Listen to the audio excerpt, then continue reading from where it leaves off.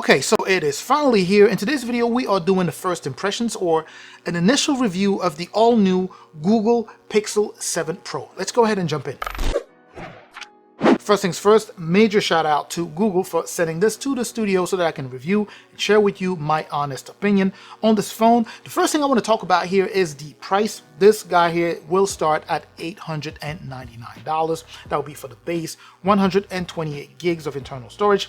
Anytime you double that storage, that's going to go up by $100, meaning if you go for the 256, that'll be $899. You go for the 512, that will be $1099 or $1,099. Now let's go ahead and jump on the design here. You may immediately recognize this look right here at a glance, right? Simply because of that camera bar that we have here. This is something that looks familiar because we had it on the Google Pixel 6 and the 6 Pro and the 6A that I've reviewed on the channel here. Plus, there were already some leaks about this phone before it even dropped, so we already had a pretty good idea of what it was going to look like. Now, the color that I have here is the obsidian color. I absolutely love this color. I feel like this is the best color. In terms of physical changes that took place here, the phone itself is more on the flatter side, right? The display specifically used to be a little bit more curved than what you have here.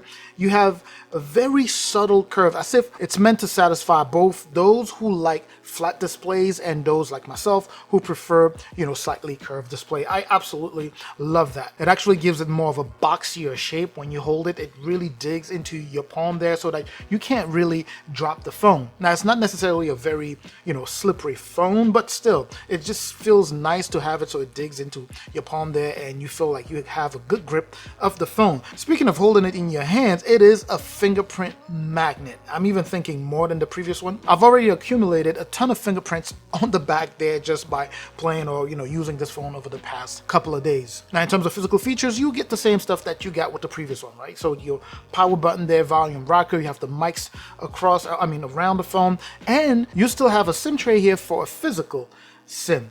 And of course, the reason I'm bringing this up is because Apple went ahead and got rid of the physical SIM. Now it only uses eSIM. But here's the kicker here. The Pixel Pro also does support eSIM, right? So if you just want to go ahead and pop your physical SIM in here and be good to go, hey, just go ahead and do that. But if instead you want to call your carrier and have them transfer your number here so that you can use eSIM, you can do that as well. Next here, we're going to talk accessibility or, biometrics, right?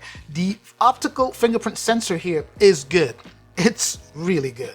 I actually thought it was going to be an ultrasonic fingerprint sensor. I don't know why, for some reason I was thinking that. This is still an optical fingerprint sensor and it works extremely well. Additionally, you can also use face unlock. Yes, the all-new Google Pixel 7 Pro here does come with face unlock, and that also works surprisingly well. Now, that doesn't necessarily mean that, that face unlock is super secure, but it works very well. It seems to unlock every time I try. Like right now, it just unlocked it. Now, a couple of things with that camera bar. This time around, it is metal, right? At least it looks like it's covered with metal, and it seems to be unibody, right? There's no gap. It seems to be really going around the phone there. So that's a slight design change that we have on here. Plus, you can also see that the camera lenses are separated, right? You have that telephoto, that ultra wide, and the wide. There's a separation there between the first two and the third camera. And since we're talking about camera, this time around we have a 50 megapixel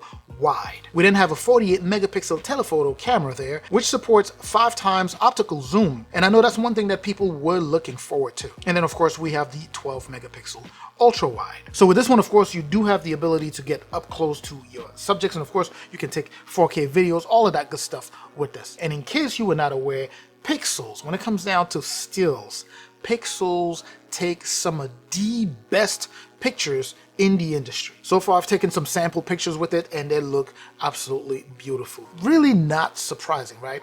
Additionally, we have a few features worth mentioning here, such as the adaptive sound, the IP68 rated here, and also just the haptics, right? So overall, feedback is amazing here. Now, let's go ahead and jump on the display here. What you have here is an OLED display. It does support 120 Hz refresh rate and can go up to 1500 nits. That is really, really bright. Now, just for reference, the iPhone 14 Pro does go up to 2000 nits, which is just insane. It's probably the brightest on the market. This one comes to 1500 nits. Definitely not too shabby. And of course, as always, Google is innovating. We have that new unblur feature available here where, you know, if you have a kind of a picture that has kind of a blur to it, you can unblur it. It's insane. And you can do it with both pictures that you take with the actual phone and pictures. Let's say you have a picture that you consider to be, you know, kind of the perfect picture and you want to go ahead and remove some of the blur that's on there. You could definitely use that feature here. All right, now let's jump on the platform here. And before we do so, this guy here, my unit is 128 gigs of internal storage, and that is comboed with 12 gigs of RAM. So if you were to buy the 128 or the 256 or the 512, you would have that same 12 gigs of RAM all across. So going to the platform here, what you have is still that Google, you know, own proprietary silicon, right? So you have the Tensor chipset here, right? The Tensor G2 chip loaded here. And again, comboed with that 12 gigs of RAM. Now, it is worth noting that one of the reasons why many people really love the user experience on, you know, iPhones or just Apple phones is the, you know, how fluid it is, right? So fluidity on here is the equivalent of what you have on an iPhone, you know, 14 Pro, right? So it is extremely fluid. So this, in terms of user experience, would be the equivalent of what you get with the iPhone, except you would be getting this on the Android side, right? So it is extremely fluid. I mean, we all know that when it comes to user experience, Pixel offers some of the smoothest animations you can get on an Android phone, and they made sure that this definitely kept that going. But anyway, you also do have Android 13 here loaded in this phone here. So out of the box, you get that Android 13, and it will be seeing up to 5 years of security support, and from what I hear, up to 3 years of major updates, right? Which, if you think about it, is kind of odd because Samsung actually supports Android, you know, their devices for up to 4 years. Well, at least the flagships, right? And then security updates for 5 years, just like it is the case here with Google. But anyways, so far 5 years security updates, so you are good on that front. Now let's go ahead and talk battery here. What you have here is a 5000 milliamp loaded in this phone, and from my understanding, again, the Tensor, you know, G2 is supposed to have pretty good battery management. I'm still in the first few days of using the phone. It's still currently learning my my habits, the way I use my phone, so that it can properly manage and optimize battery life, right? So far, by the way, I am seeing a day of battery usage with this thing. So I do anticipate that after it's learned, you know, all of my habits, it should be, you know, it should offer a good 6, probably close to a 7 hours SOT, meaning I could definitely see a day, maybe into the next day. And of course, this is going to be all subjective based off of how you use, you know, your phone. But so far, you have a large battery loaded here, and it can also fast charge at up to 30 watt. Now, it's a pretty tall phone. The display here is a 6.7 inches display, and I believe that's also the size of the iPhone 14 Plus and the iPhone 14 Pro Max. I believe 6.7 inches. And what you have here in terms of the resolution is 1440 by 2120, so you are looking at a Quad HD display here, and picture quality is excellent.